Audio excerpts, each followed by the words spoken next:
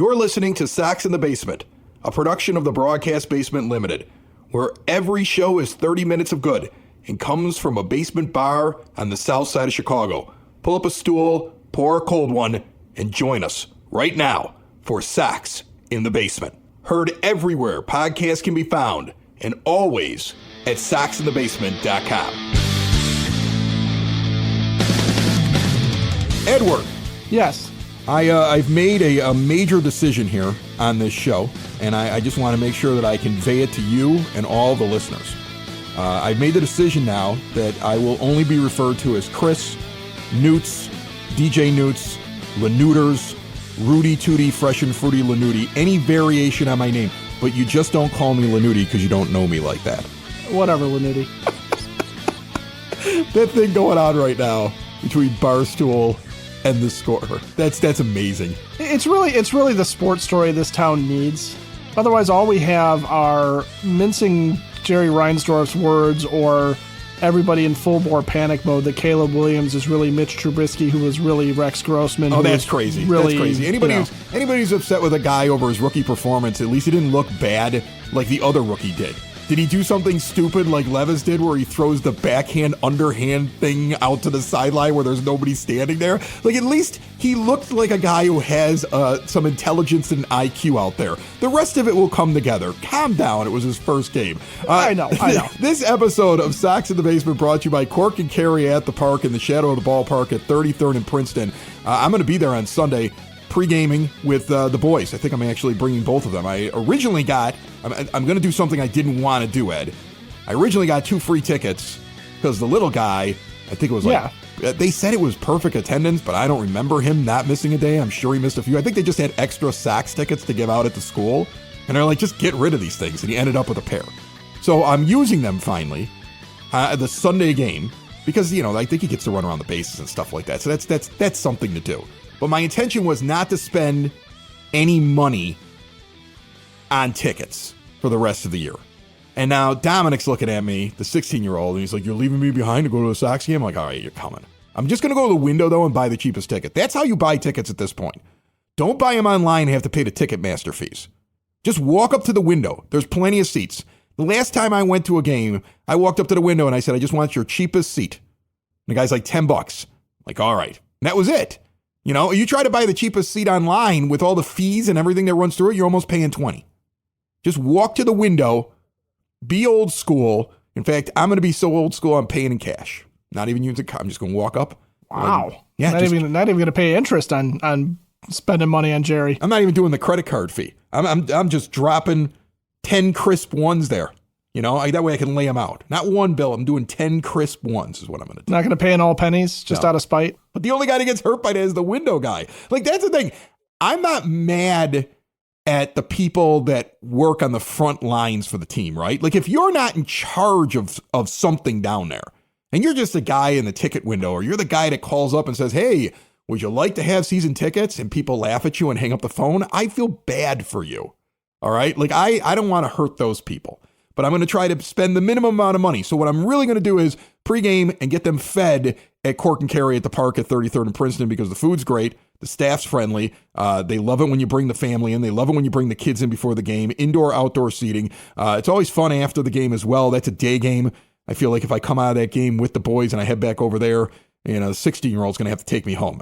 So I'll probably only be there pregame. But if you're around and you see my ugly mug, come over and say hi. See more at corkandcarry.com. All right, let's read the official Jerry statement, which is amazing. Which, by the way, I will preface this by saying, if Chris Getz had said this the other day, I would have had less of an issue with what has gone on. But let's read this because it is amazing. Well, it's amazing because it's the same thing he said last year. Remember, last year was the most painful season he ever had, and then he did nothing. He didn't invest any money. He hired internally. And he got a worse season. So here's the thing. As I read this, know that I don't believe one word out of this lying, miserly billionaire's mouth. I don't believe a thing. All right? Just like I don't believe he really wants to win. I believe David Sampson, who was on this show, remember the former exec, he didn't say it here originally, but he came on the show. He confirmed it with us, had a long conversation with us when it happened. And that story broke that Jerry Reinsdorf had told him it's better to finish in second place. I believe him. And Jerry Reinsdorf has done nothing over the last 40 years to make me doubt it. He's just continued to back up that feeling. But here's a statement. Everyone in this organization is extremely unhappy with the results of this season. That goes without saying. This year has been very painful for all, especially our fans. I guarantee somebody had to mention the fans. Like, he probably wrote this and somebody said, Jerry, say something about the fans. He was like, right. Those peons? You tell the unwashed masses I don't care. Jerry, we got to put it in there. Jerry, they're the ones who spend the money. Jerry, the unwashed peons are where we get the cash. He didn't even write this in my mind. Like, I don't think he wrote this. No, he didn't write this. If this was something that he had actually said, there was an opportunity for him to just go on video. I mean, release a video, right? And just sit there and say on the social media account, "Hi, this is Jerry Reinsdorf. This season has been nobody in the organization is happy with. We're all extremely unhappy, and we got a lot of work to do. Blah blah blah." You know, I don't think he writes this. This is like Reifert writes this, his communications guy, or maybe Boyer writes it, or somebody writes it. Okay, and then they come to him and they're like, "We'd like to send this out and put your name on it." Here's the line that drives me nuts. We did not arrive here overnight, and solutions won't happen overnight either. That one sentence bothers me the most because you're right, we didn't arrive here overnight, but the reason that we arrived here is because you enabled Kenny Williams, Rick Hahn, and all of these other glad-handing yes men that surround you. You enabled them for so many years that you drove the organization in the ground. In fact, the first half of that sentence, "We did not arrive here overnight," is an indictment on you, Jerry Reinsdorf, as an owner, because you got to be bad at your job. You got to be bad at what you're doing. You got to be bad at how you run an organization to drive it into the ground as deep as you have over so many years to get to this point. Like this, you're right. This doesn't happen overnight. This is incompetence for decades. This is like a slow death that's been going on. I still point to the fact you were middle of the road payroll in 2005. You caught lightning in a bottle. I'm sure if you sat there and framed the fall of the Reinsdorf White Sox, it starts in the 80s. There's mistake after mistake after mistake. There's gaffe after gaffe. You had an opportunity probably to win the World Series in 94, and you were the owner in the front leading us to the end of that season. You were the guy in the forefront of it. I blame you amongst others, but you heavily sit in that strike season. I remember it. You denied your fan base and you denied all of baseball something that would have been amazing. Sox Expos World Series. It was happening. It was happening. Unless you ask Yankees fans, in which case. But nobody cares what they think. But the Yankees were going to play the Yankees for the World Series that year, according to Yankees That's fans. What happens. The Yankees play the Yankees in the World Series. It's their birthright. That's how they feel. But that line is exactly what I'm talking about when I say if Chris Getz says that, we didn't get here overnight and we're not going to be able to turn this around overnight. I can sit there and say, okay, you know what? Fair point to Getz because he's just sitting there saying, I got a lot of cleaning up to do from the previous regime, even though I was part of it. Yeah, and look who owns the team. That you can even throw that and in look who owns the team. Right. And he's pointing fingers. But for Jerry to say it, you're right. It rings so absolutely hollow because it's like, we didn't get here overnight. No kidding, but you've been the owner for 40 years. So it's on you. Now, the second half of that sentence is equally awful. Solutions won't happen overnight either. Hold on a second. Didn't you forego an outside search for a general manager and somebody to build your baseball team because Chris Getz getting in there was going to make the solutions come quicker? Like he wouldn't have to spend a year evaluating, which is all he really did this year. Like, is that? Yes. Are you kidding me? I mean, like when he speaks, he thinks we are stupid. Like, honestly, folks, any of you that are out there, and I get people that do this all the time, they'll be in the comments. Jerry Reinsdorf's a great man. Jerry Reinsdorf, is a successful owner. You guys are too hard on Jerry Reinsdorf. Now, these are probably all people that are loyal to Jerry Reinsdorf, or it's Jerry just sitting up there in the dark with a little, give me my little tweet machine. And he sits there and he just kind of fires things off at the podcast underneath different names. I imagine him doing that. Maybe he really and is. I also imagine, like when you said that they brought in this statement for him to read, and I imagine him just putting his cigar out on it as his signature that it's okay. And the one guy looks at the other guy and goes, "We have another copy of that, right?" Yeah, we got another copy. He likes to put it. Yeah. He likes to put his cigar out in the things we bring him. Anyway, that's a good thing. But that's a good thing. The solutions won't happen overnight either. Guess what, Sox fans? This guy has no intention of making this any better. Yeah, he's not going to spend the money.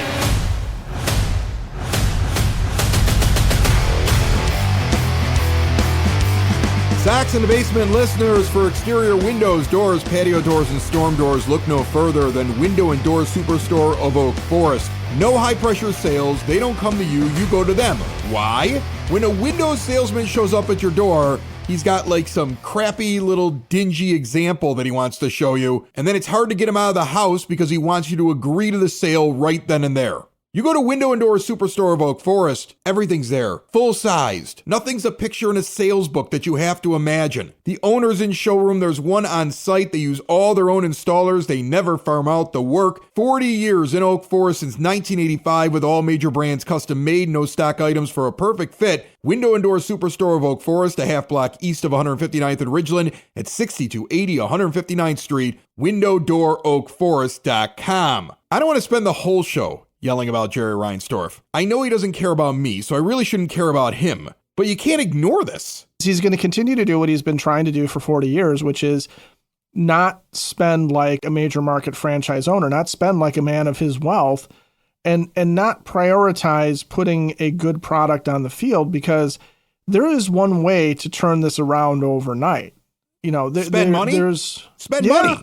You spend money. Like you can go out right now and buy. You can go out right now and buy a team and not even be at the top of the payroll. You can just go out and buy a few guys and at least be a team that sits at around 500 and it's enjoyable baseball. Which that's what he wants. He needs to be better. See, that's the thing. That's what confuses me about the statement, Ed. What confuses me about the statement, because it makes me feel like he will not be spending anything. The Moncada money that's coming off the books, the Eloy money that's off the books, things like the Clevenger money, like all this money that's off the books. It makes me feel like he's not going to even let Getz use that. And that's a mistake. That would be like saying, I want to be worse next year, because it isn't going to get any better. What he needs to do is at least have a team that's worth watching. You would think that he would invest some of the money. And it gets me to this fear. It gets me into this fear that I'm dealing with the real life owner that from the movie Major League, that just wants the entire fan base to leave him so he can go to Major League Baseball and say, nobody in Chicago likes the White Sox. It's clearly a one-team town, and I need to leave. And because if he doesn't put anything back in, it's not going to get any better. And the line that comes next, going back to last year, we've made difficult decisions and changes to begin building a foundation for future success. There you go, building a foundation. That's what people say when they're like, this is going to take a long time. We got to get the foundation built first. We got to work on the minor leagues. We got to get our minor league system ready. Then in a couple of years, we'll start looking at the major league section of this team. While we're doing that, though, invest your money in this team. It's almost like he's out there telling you to buy war bonds. You know, the only way we can come to victory here is if you give us your money, and then I'm going to invest it. And I promise you, this time around, I won't waste it. After we've watched him do this before. Remember the last rebuild, where the money was going to be spent? And then Bryce Harper was out there and you didn't spend the money? Remember that? You offered less guaranteed money to Manny Machado and then tried to lie to us and said you gave more? The way that you wrote the contract was like the last $80 million of that deal was only if you wanted him when he was at the end of his career in his late 30s. Everybody knew you weren't picking up those years, and so did Manny. So you undercut all the free agents after you said you were going to spend the money. We already fell for this nonsense. Nobody's falling for it again. He can't believe that people are going to fall for it again. And that's what makes me, like right now, start to think to myself, maybe he really doesn't want any of us to watch. Maybe he really wants to drive it in the ground for some reason, which is a strange maneuver. I mean, think of the gamble he's taking at 88 years old and how long it would take to drive a team into the ground, get Major League Baseball, let him move it, and actually reap the rewards of that later. He wouldn't. He'd be dead by then. Rebuilding your minor league system, that's cyclical. There's always going to be periods of time where your minor league system it's the pits, because it happens, okay? And in the White Sox case, unfortunately, it happens more often than not because they've had terrible scouting. I mean, and you can come after me in comments or whatever, but you cannot deny that they have not really had impact players come up through their minor league system, come up through the international system. And I don't want to hear about Luis Robert Jr.'s potential. I want to hear what he's done, okay? We were told Oscar Colas was going to make a major impact, and I know he hasn't been given as much of a chance as maybe you'd like, but he didn't come up and make a major impact right away. He didn't force the hand. Yoelqui Cespedes didn't do anything. We were told all about how the younger brother of a major league all-star was going to be even better, and we've never seen him in a White Sox uniform. let alone making an impact. And the draft picks, I mean, Andrew Vaughn has not made an impact. Gavin Sheets hasn't made an impact. They're players. They're guys that are on the major league roster. Maybe they can have a better season, but scouting is a huge problem. And if Jerry had invested in scouting, okay, this whole time, he could get away with low payrolls because you can find players that fit the bill. You can find players that are going to succeed in your system. You can find players that are going to do what you want them to do from the perspective of what the manager expects from them on the field. You can find diamonds in the rough in the draft and internationally. But the other way to go about it is for Jerry just to spend money on a payroll and just have a top half payroll every year is not a difficult ask for a guy in the third biggest market in the country. Who's worth $4 billion, according to Forbes. And he's not the only owner. He's the majority owner. There's lots of money that's available to be invested in this team. And the way that they run it in the ground, Major League Baseball should be looking at him. This is the problem. The problem is the lack of accountability, the cartel that is Major League Baseball, and the way that, this is allowed to happen. This would never be allowed to happen anywhere else. I don't think NFL owners would allow this. In the NFL, there's a minimum you have to spend, right? You have to field a relatively veteran squad. You cannot just go out and find scabs and rookies and just suck for draft picks for that long. I mean, you can, but they do have it built in where you have to spend a certain amount of money and you're going to get a certain amount of talent for that.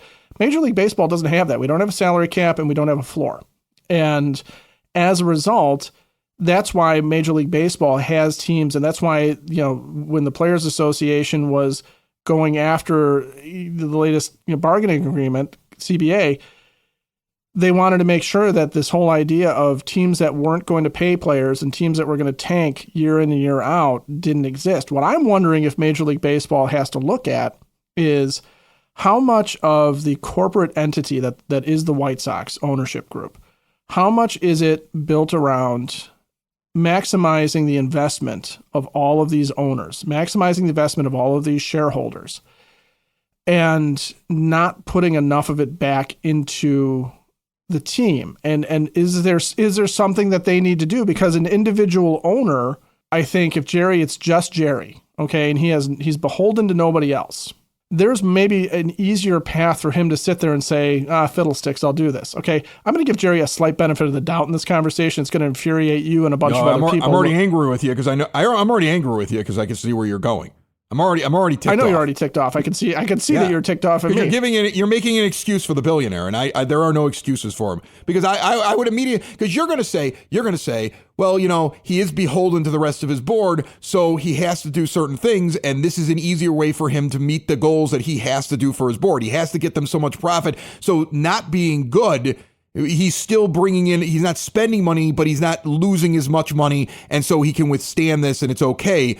But my counter would be everybody would make a lot more money if you were a class organization. Well, everybody would be, truth. If you would have built something like what the Cubs did when the Ricketses come in and they just change what's going on, or many of these other baseball franchises that are out there.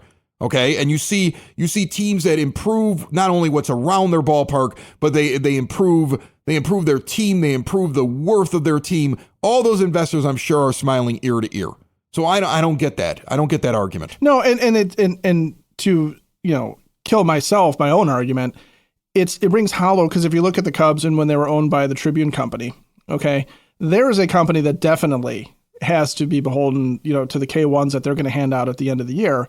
And there were times when the Cubs were competitive. Now I know they were the lovable losers and all that stuff, but the fact is that every time you went into a Cubs season, hope sprung eternal. They were the lovable losers for a reason. There's a reason why Cubs fans were so bizarrely optimistic year in and year out.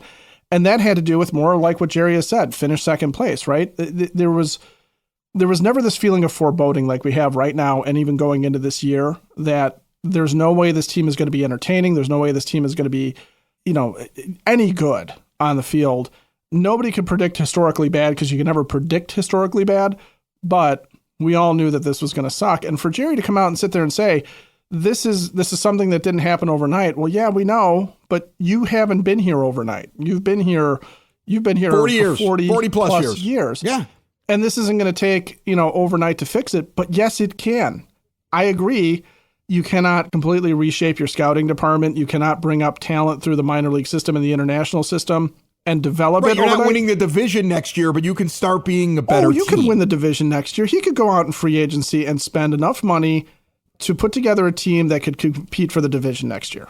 Okay, you're actually right. The problem is it's been beaten into our heads as fans for so long that, well, this is what you have to do. You have to tear everything down. You have to lose for a couple of years. You got to build your minor league system, and then you go out there. And I'm sorry, it's just wrong-headed.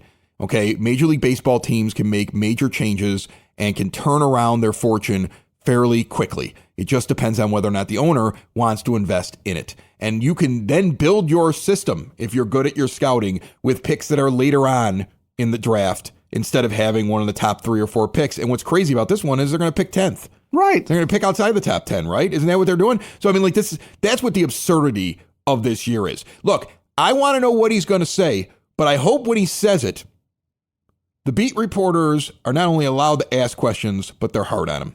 At this point, it's time to ask the question, why won't you invest more money?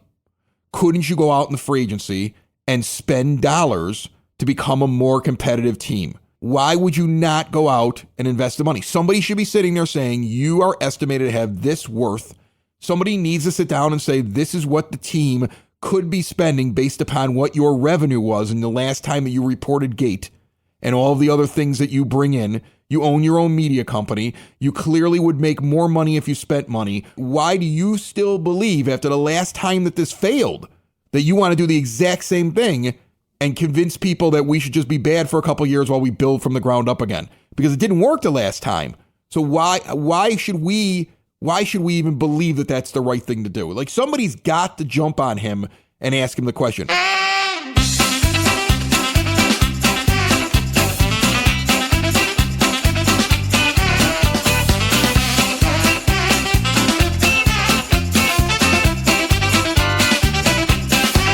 On the line with me right now, the Sox nerd, Dave Marin, who puts all those interesting tidbits up on the scoreboard at The Rate. And then he comes on this show each and every week to give us even more. And he's brought to you by the Village of Lamont. Want to experience a downtown with real history, great eats and drinks, and green spaces filled with adventure? Visit the Village of Lamont. Shop, dine, drink, explore, and we will see you. I will be there in person.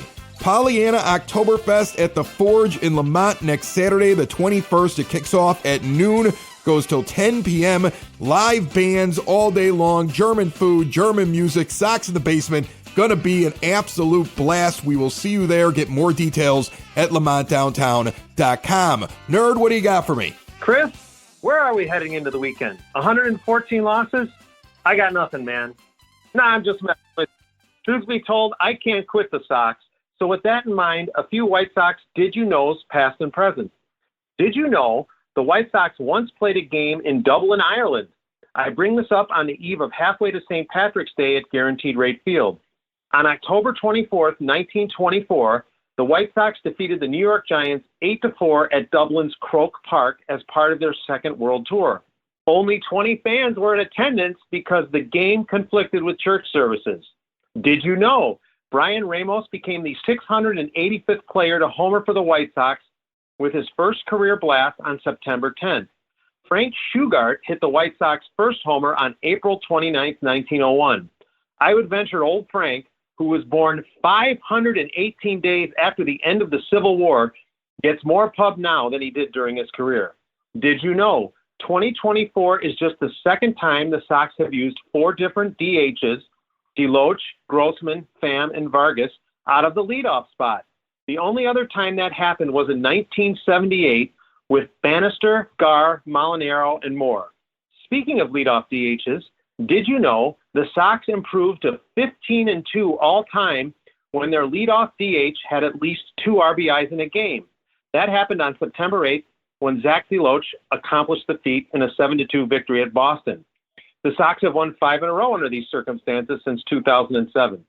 Did you know the Sox have used a record 62 players this season, blowing by the record of 56 they set last season? The 34 pitchers the Sox have utilized this season are 2 more than the record they set last year, and 1 more. Did you know Paul DeJong of the Royals still leads the White Sox with 18 homers? If Andrews Vaughn or Benintendi don't catch him, DeJong will become the first player not with the Sox at season's end to lead the team in homers since Darren Johnson in 1975. Before I get to my zinger, a reminder, you can access my blog at soxinthebasement.com, and there is plenty of Sox nerd material on Twitter and on the scoreboard at Guaranteed Rate Field. And Baseball Reference got back to me last week and explained that they did indeed change Corey Lee's rookie status recently, which rendered my recent zinger and sweet scoreboard stat on Lee useless. Now my zinger.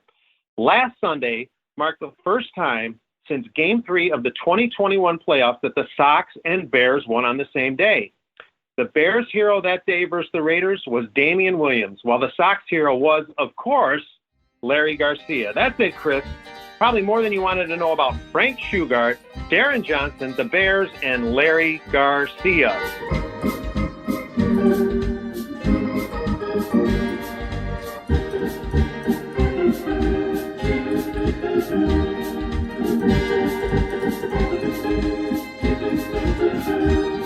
Let's talk about Brian Ramos.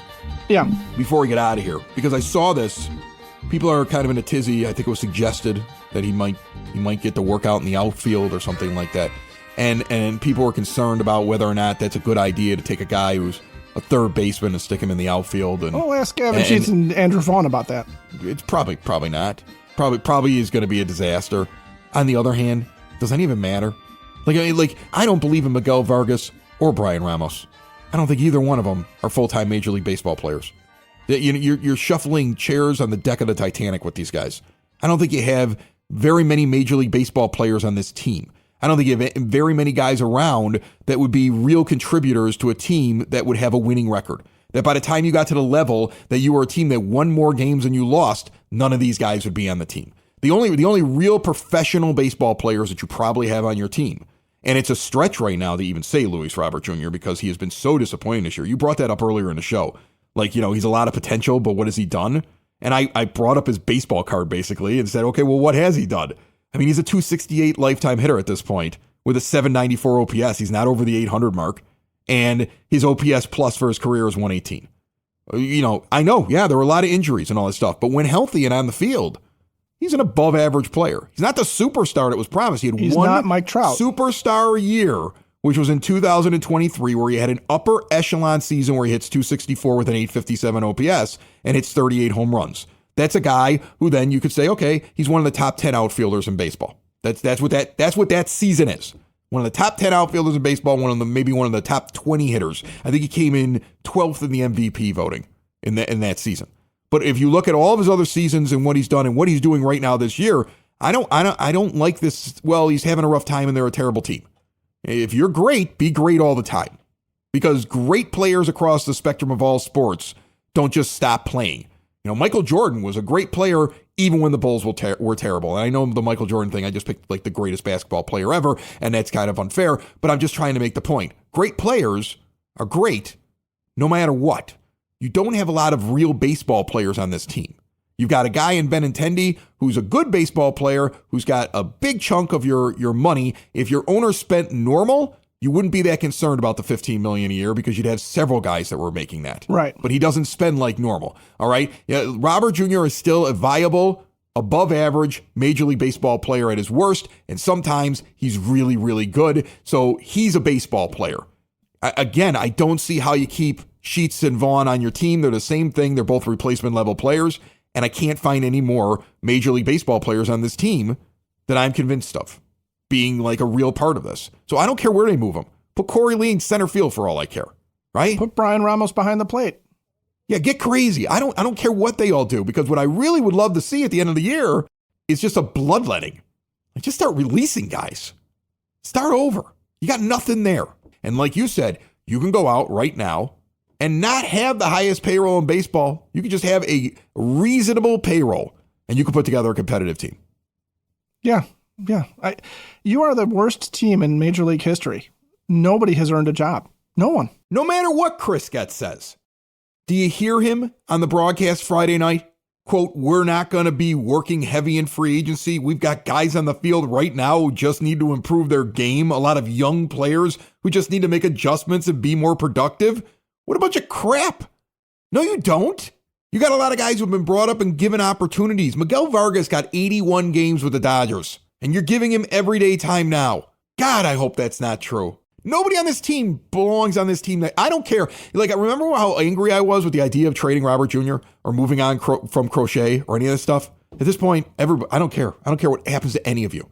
There's a couple of young pitchers I'm really interested in. Like, don't touch Noah Schultz or Hagen Smith or Drew Thorpe.